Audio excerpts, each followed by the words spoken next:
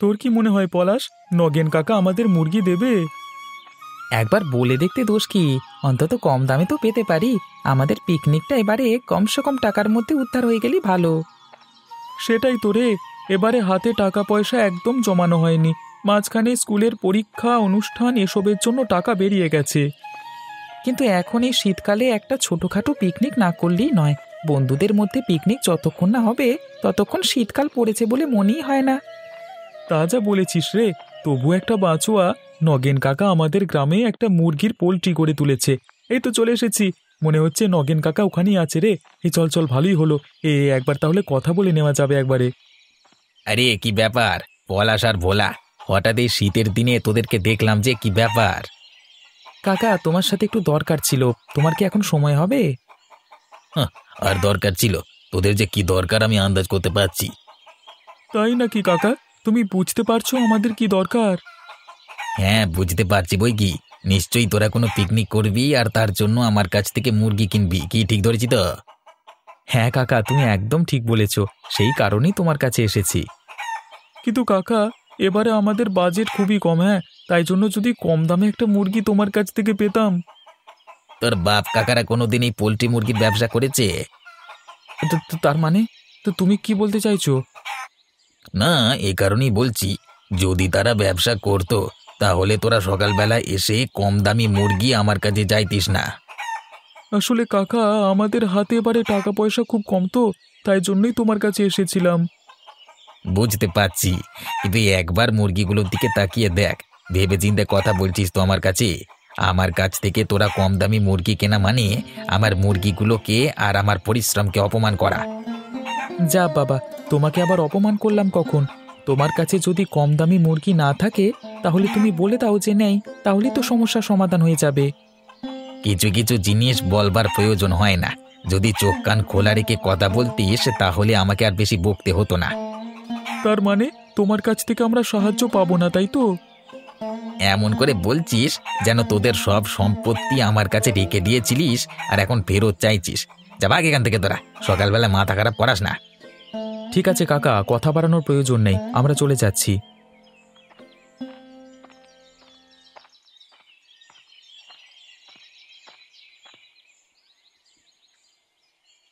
বাবু, ব্যস্ত আছেন নাকি? আপনার কাছে একটা অনুরোধ নিয়ে এসেছিলাম। যদি ব্যস্ত থাকেন তাহলে পরে বলবো। আরে তুমি রতনের বোন না? আরে এসো এসো, হ্যাঁ বলো, তুমি কি বলবে, কি অনুরোধ? আসলে বাবু, আমার দাদার ওই দুর্ঘটনার পর থেকে প্রায় 3 মাস কেটে গেছে। হাত ঠিকঠাক হলেও হাড় ভেঙে যাওয়ার কারণে হাতে বেশি জোর দিতে পারে না। হ্যাঁ গো, সেই তো, কি অবস্থা বলো দেখি। কোথাও কিছু নেই, শুকনো বিপদ নেমে এসেছিল। বেশ, তোমাদের পরিবারটা হেসে খেলে চলে যাচ্ছিল। মেশিনে হাতটা ঢুকে একেবারে যে কেটে বেরিয়ে যায়নি, এটাই ভাগ্য।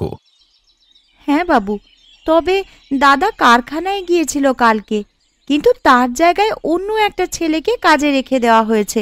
দাদাকে সেখানে আর যেতে বারণ করেছে। সে কি কথা? ও আচ্ছা, বুঝতে পেরেছি। তাদের কাজের অনেক ক্ষতি হয়ে যেত বলে এ কাজ করেছে। আর তাছাড়া তোমার দাদার পেছনে কারখানার মালিক যা খরচ দিয়েছে তাতে আর মাস বেতন দিয়ে তাকে আর কাজে রাখতে চাইছে না।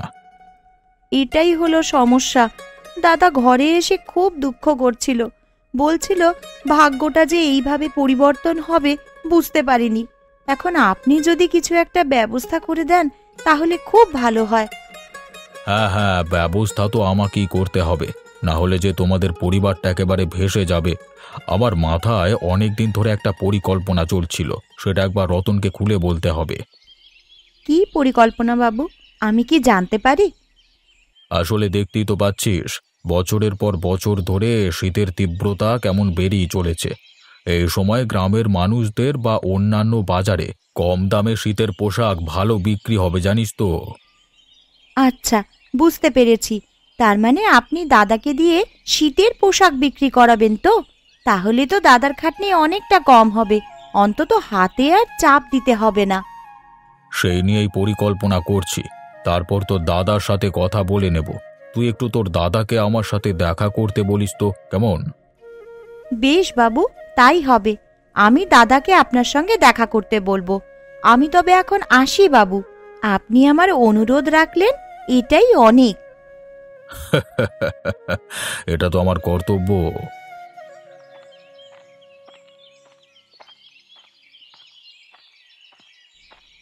গিন্নি, আরে ও গিন্নি, কোথায় তুমি? ঘর যে একবারে ফাঁকা দেখছি, কোথায় গেলে কোথায়? ষাঁড়ের মতন চিৎকার করো না। আমি তোমার জন্য গরম চা করতে এসেছি। হাত মুখ ধুয়ে বসো, আমি যাচ্ছি।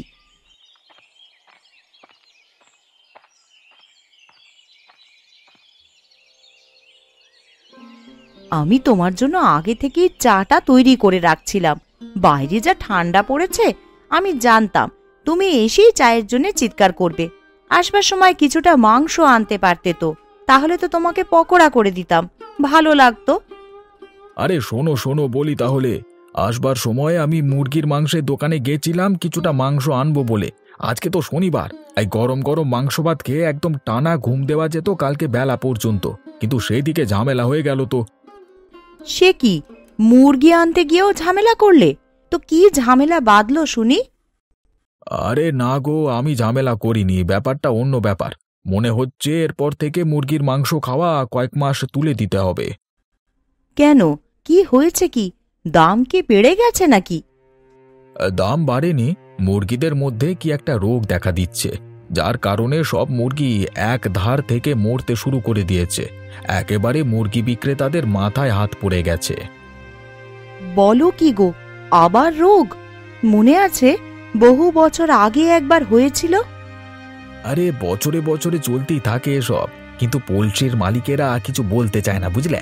কারণ যদি এসব কথা বাজারে ওঠে তাহলে তাদের অনেক ক্ষতি হয়ে যাবে, যেমন এবারে তো ক্ষতি আসন্ন গো। তাহলে তো আজকে আনতে পারতে মাংস, দাম তো কম ছিল নিশ্চয়ই। দাম কম থাকলেই বা শরীরে রোগ দেখা দিয়েছে বললাম না, তাহলে ওই রোগাগ্রস্ত মুরগিগুলোকে খেয়ে আমরা কি নিজের রোগ বাঁধাবো নাকি? হ্যাঁ গো, এদিকে যে নগেনদা প্রথম মুরগির পোল্ট্রি করলো, তাহলে তার কি হবে? হ্যাঁ, ক্ষতি তো তার যাবে বটেই, কিন্তু এই ক্ষতিটাকে যদি ঠিকমতো সহ্য করতে না পারে তাহলে তার ব্যবসা শেষ। এখন কি হবে বলো তো গিন্নি? কিভাবে আমি সংসার চালাবো আর কিভাবেই বা নিজে চলবো? আমার সব শেষ হয়ে গেল। একটা উটকো বিপদ এসে আমার সব কিছু কেড়ে নিয়ে চলে গেল। তুমি ও কথা বলো না, সময়ের সাথে সাথে সব কিছু ঠিক হয়ে যাবে, তুমি দেখে নিও। আর কখন কি ঠিক হবে গিন্নি? আমার তো মনে হয় না যে আর কিছু ঠিক হবে। আমার গ্রামে কোনো হোটেলও নেই যে সেখানে থালা ধোবার কাজ করব। মনে হচ্ছে শহরে গিয়ে একটা ধাবায় কাজ নিতে হবে। শোনো, এখন আমাদের দুঃখের দিন। এখন এত তাড়াতাড়ি সিদ্ধান্ত নেওয়া সবকিছু ঠিক হবে না। সমস্ত কিছু ঠিক হতে দাও, ধীরে সুস্থে সিদ্ধান্ত নেওয়া যাবে। আমার যে রাতের ঘুম চলে গেছে গিন্নি, কিছুই যেন ভালো লাগছে না। তোমাকে দেখতে হবে, বোনটাকে দেখতে হবে, নিজেকে খুব খারাপ মনে হচ্ছে। কার কাছে যে সাহায্য চাইবো? কারোর কাছে সাহায্য চাইতে হবে না দাদা, আমি একটা ব্যবস্থা করে দিয়েছি। কি বলছিস রাখি? আমি তো কিছুই বুঝতে পারছি না। ব্যবস্থা করে দিয়েছিস মানে? আমি এই মাত্র অবিনাশ বাবুর সাথে কথা বলে এলাম, উনি তোমার জন্য একটা ব্যবস্থা করবেন বলেছেন। তাই নাকি? তুই সত্যি করে আমার হয়ে কথা বলতে গেছিলিস? তাহলে কি তোমাকে মিথ্যা কথা বলছি নাকি? আমি তোমার কথা বলবো না তো কে বলবে? আর আমি তো জানি পারলে একমাত্র অবিনাশ বাবুই সাহায্য করতে পারবে। তা তুই কি বললি রাখি? আমি তোমার সব কথাই বললাম। সব শুনে বাবু বললেন একটা ব্যবস্থা করবেন। তোমাকে একবার দেখা করতে বলেছে। তোমাকে কি কাজে দেবে সে কথা আমি জানি, কিন্তু বলবো না আগে থেকে। বেশ, তাহলে আমি বরং যত তাড়াতাড়ি সম্ভব অবিনাশবাবুর সাথে দেখা করে নেব। কাজটা শুরু করতে হবে তাড়াতাড়ি। আরে আগে আরেকটু সুস্থ হয়ে নাও, তারপর না হয় কাজ শুরু করবে। আমার আর সুস্থ হবার কিছুই নেই, যা সুস্থ হবার হয়ে গেছি। এবার যত তাড়াতাড়ি সম্ভব আমাকে আমার কাজটা শুরু করতে হবে। মাঝে মাঝে আমিও তোমাকে সাহায্য করতে পারবো, তাহলে ভালোই হবে, সবাই মিলে কাজ করা যাবে। নগেন কাকা আমাদের সাথে ব্যবহারটা ভালো করলো। কি আর করবি বল, কাকা কেমন ব্যবহার করবে আমাদের সাথে সেটা তো সম্পূর্ণ তার উপর নির্ভর করছিল। সুযোগ পেয়ে আমাদের সাথে খারাপ ব্যবহার করেছে, এতে তো আর কিছু করবার নেই। মানছি দরকারটা আমার ছিল, তা বলে ওইভাবে আমাদের কথা শোনাতে হবে? আমাদের তো ভালোভাবেই বলতে পারতো যে সেখান থেকে মুরগি দেওয়া যাবে না, তাহলে আমরা চলে আসতাম।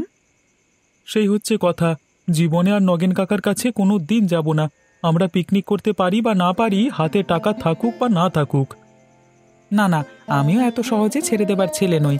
আমিও ঠিক এর প্রতিশোধ নিয়ে ছাড়ব। যা হোক করে আমি নগেন কাকার পোল্ট্রি ফার্ম থেকে একটা মুরগি নিয়ে পিকনিক করেই ছাড়ব। সে কি রে, তুই কি চুরি করবার কথা ভাবছিস নাকি? হ্যাঁ, সেটাই ভাবছি। তবে আমাদের দলটা ঠিক সম্পূর্ণ হচ্ছে না, একবার রাখিকে কথাটা জানাতে হবে। রাখিকে জানালেই রাখি তোকে বাধা দেবে। রাখি কোনোদিন তোর এই কাজে পাশে দাঁড়াবে না। আরে রাখিকে এসব কথা বলবো কেন? রাখিকে আমি পিকনিক করবার কথা বলবো, তারপর অন্য কথা। যাক না পলাশ, বাদ দে না, যা হয়েছে যেতে দে। এসব ভেবে তো আর লাভ নেই। নগেন কাকার কথা ভাবলে দেখবি শুধু শুধু মনে কষ্ট পাওয়া ছাড়া আর কিছু পাবি না।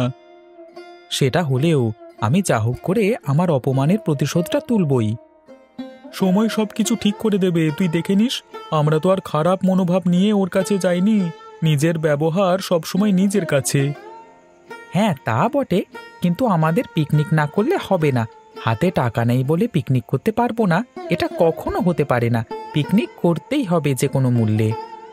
ঠিক আছে, আমরা সবাই না হয় পিকনিক করব, কিন্তু তোকে একটা কথা দিতে হবে।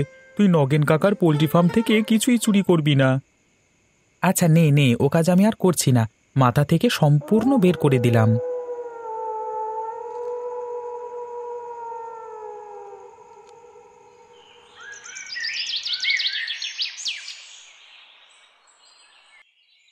বুঝলে নগেন, তোমাকে বলতে খারাপ লাগছে, কিন্তু তুমি এবছর ব্যবসাটা শুরু করলে, আর এবছরই মুরগির রোগ দেখা দিয়েছে।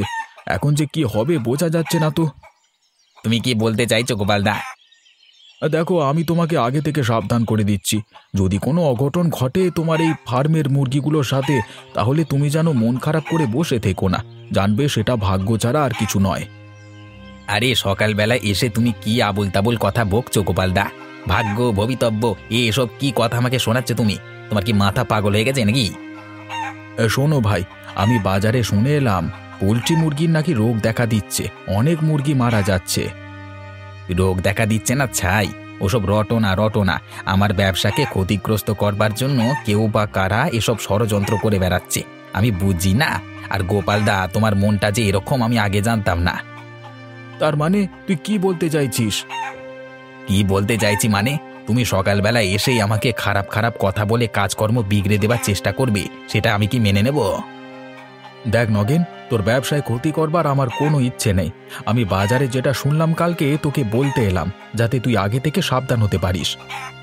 আমাকে সাবধান করতে হবে না। বাপরে বাপ, নিজের চেষ্টায় একটা ব্যবসা দাঁড় করালাম, আর দেখো চারিধারে লোক কেমন আমার পেছনে লাগতে শুরু করে দিয়েছে। তোর একটু বেশি বাড়াবাড়ি হয়ে যাচ্ছে। সত্যি আমি যে কি করতে এখানে এলাম বুঝতে পারছি না। না এলেই মনে হয় ভালো হতো। যা যা, তুই তোর কাজ করগে যা, আমি আমার কাজে যাই।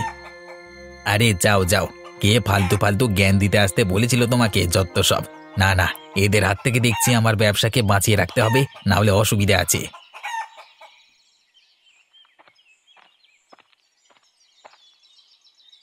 কি গো গোপাল কাকা, এরকম রাগি রাগি মুখ নিয়ে কোথায় যাচ্ছ? কি হয়েছে কি?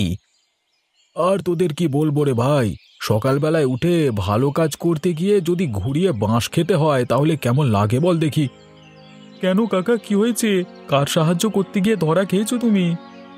আর বলিস না, গিয়েছিলাম নগেনকে একটু সাহায্য করতে, কিন্তু সেই বেটা সাহায্য তো নিলই না, উপরন্তু আমাকে এমনভাবে কথা শোনালো যেন আমি তার কত ক্ষতি না করে ফেলছি। নগেন কাকার মনোভাবটাই ওরকম হয়ে গেছে, চট করে ভালো ব্যবহার করতে চায় না। আমাদের সাথেও তো কালকে এরকম ব্যবহার করলো। তোরাও কি গিয়েছিলিস নাকি? আরে আর বলো না, একে শীতকাল, তার উপর আবার ডিসেম্বর মাস। ভাবছিলাম বন্ধুরা মিলে একটা ছোটখাটো পিকনিক করব, কিন্তু হাতে তেমন টাকা ছিল না, তাই কম টাকার মধ্যে একটা মুরগি আনতে গেছিলাম। বাবা, তা সে আমাদের বাপ জ্যাঠা তুলে এমন কথা শোনালো, আমরা সেখানে থাকতে পারলাম না। সেই তোরে, একটা ব্যবসা খুলে নগেনের মনোভাব যে এতটা নিচুতে নেমে যাবে সেটা তো বুঝতে পারিনি। আরে ছেড়ে দাও, ওর মতো লোকের সাথে কথা বাড়িয়ে লাভ নেই, নিজের ক্ষতি ছাড়া আর কিছু নয়। ঠিকই বলেছিস তোরা, আমার ওর কাছে যাওয়াটাই ভুল হয়েছে। তা তোদের পিকনিক কবে হচ্ছে? এখনো সেসব কিছু ঠিক হয়নি। পয়সা কড়ি নিয়ে এখন টানাটানি চলছে। এদিকে সবকিছু ঠিকঠাক হয়ে গেলে খুব শীঘ্রই আমাদের পিকনিকটা হবে। ঠিক আছে, তাহলে আমাকে একটু জানাস, আমিও তোদের সাথে পিকনিক করব।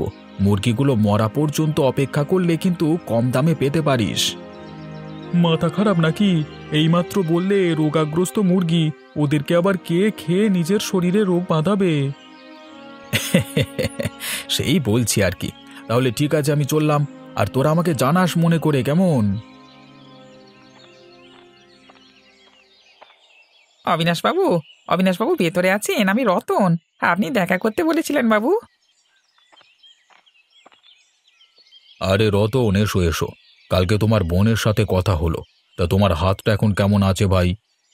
আগের তুলনায় অনেকটাই ভালো। আপনি যা কাজ দেবেন আমি করতে পারবো, ভালো করেই করতে পারবো, কোনো অসুবিধা হবে না আমার। বুঝতে পারছি, তোমার মতো কর্মঠ ছেলের এরকম বিপদ হয়ে বসে গেলে খুব একটা তো ভালো লাগবে না তোমাদের। যাই হোক, তোমার জন্য সত্যিই আমার কাছে কাজ আছে।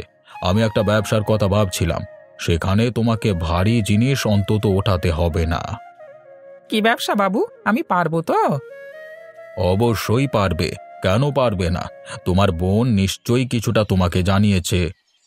কিছুই জানায়নি বাবু, শুধু বলেছে আপনার সাথে দেখা করলে সব জানতে পারবো। তাহলে শোনো বলি, এই শীতের সময় কম দামে শীতের পোশাক বিক্রি করব গ্রামের হাটে বাজারে বা অন্য জায়গায়। এ তো খুব ভালো কথা বাবু। তাহলে গরিব দুঃখী মানুষরাও এই শীতের সময় ঠান্ডার হাত থেকে বাঁচতে পারবে। তবে হ্যাঁ, তার জন্য কাঁচামাল কিনে এনে সেগুলোকে এখানে তৈরি করতে হবে, তবে আমরা কম দাম দিয়ে মুনাফা রাখতে পারবো। আপনি আমাকে বলুন কি করতে হবে, আমি সমস্ত কিছু করবার জন্য রাজি আছি। তুমি এক কাজ করো, তুমি আমার কাছ থেকে পয়সা নিয়ে শহরের বাজারে গিয়ে কিছু উল কিনে নিয়ে চলে আসবে। সেই উল দিয়ে আমরা গ্রামের ঘরে ঘরে সোয়েটার জামা বুনব, ঠিক যেমন আগেকার দিনে আমাদের কাকিমা জেঠিমারা বুনতেন। বুঝতে পেরেছি বাবু, আপনি আগেকার ঐতিহ্য আবার ফিরিয়ে আনতে চাইছেন, তাই তো? একদম ঠিক ধরেছ। যুগের সাথে সাথে আধুনিক পোশাক এসে পুরনো দিনের পোশাকগুলোকে মানুষ যেন ভুলে গেছে, কিন্তু সেই পোশাকগুলোই অনেক কম দামে গরিব মানুষদেরকে দেওয়া হবে। তারা শীতের হাত থেকে অন্তত রেহাই পাবে। ঠিক আছে বাবু, তাহলে শুভ কাজে আর দেরি করে লাভ নেই। আপনি একটা ভালো পরিকল্পনা করেছেন। যত তাড়াতাড়ি সম্ভব আমাদের কাজটাকে শুরু করতে হবে।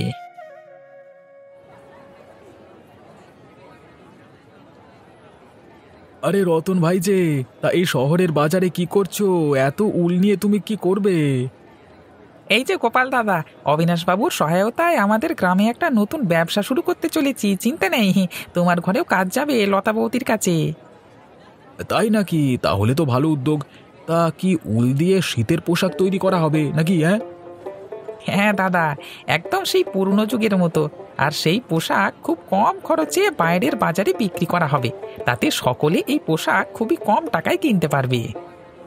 বাহ, সকলের জন্য অবিনাশবাবু ভাবছেন, এটাই খুব ভালো লাগছে।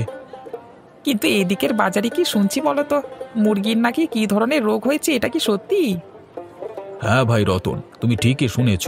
আমিও কাল থেকে ব্যাপারটা শুনে আসছি।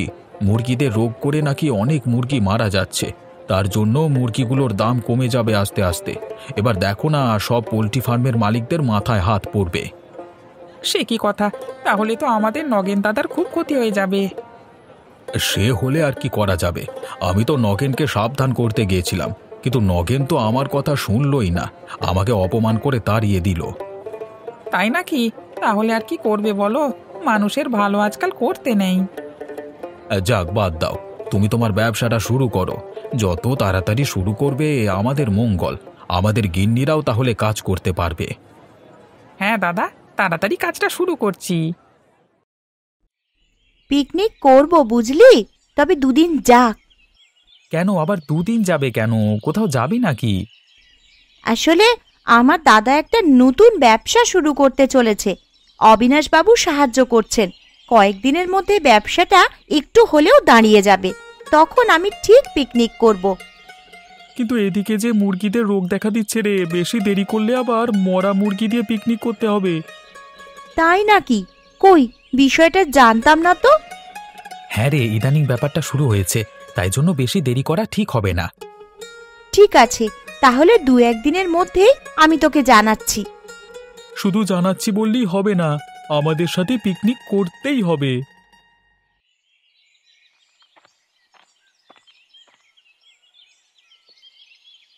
বাবু, বাবু আমাকে দয়া করে সাহায্য করুন, বাবু দয়া করে আমাকে সাহায্য করুন। আরে কি হলো নগেন, তুই এভাবে দৌড়ে এলি কেন? বাবু, আজকে সকাল থেকে উঠে দেখি আমার পোলট্রি ফার্মের অনেক কটা মুরগি মারা গেছে। এখন কি হবে বাবু? আমি যে অতগুলো টাকা এই ব্যবসায় লাগিয়েছিলাম সব জলে চলে যাবে বাবু। তোকে তো কালকে গোপাল দাদা বলতে গেছিল, কিন্তু তুই তো গোপাল দাদার কথা শুনিসনি। আমি বুঝতে পারিনি রতন, আমি ভেবেছিলাম হয়তো গোপালদা আমার উপর হিংসে করে এসব ভয় দেখানোর কথা বলছে, কিন্তু এখন দেখছি এটাই সত্যি। কিন্তু মুরগিগুলো রোগ দেখা দিয়েছে যখন, তখন তো আর কিছু করা যাবে না। মনে হয় একে একে সব কটা মুরগি মারা যাবে। তবে হ্যাঁ, একটা উপায় আছে, সেটা করা যেতে পারে। কি উপায় বাবু, আমাকে তাড়াতাড়ি বলুন। বাকি যে মুরগিগুলো আছে সেগুলো দিয়ে যদি একটা গ্রামে ভোজ খাওয়ানো যেত তাহলে খুবই ভালো হতো। শুধু শুধু সময় নষ্ট হতো না, আমি পয়সা দিয়ে কিনে নিতাম। কিন্তু বাবু, মুরগির রোগের কথা সবাই জানে, সবাই কি আর খেতে আসবে? এটাই হচ্ছে কথা, সবার মনোভাব জানা তো আমার পক্ষে সম্ভব নয়। না হে নগেন, রতন ঠিকই বলেছে, এই মরা মুরগির পিকনিক না করাই ভালো, সকলে খারাপ ভাববে। আমার সব গেল, আমার সমস্ত টাকা জলে গেল।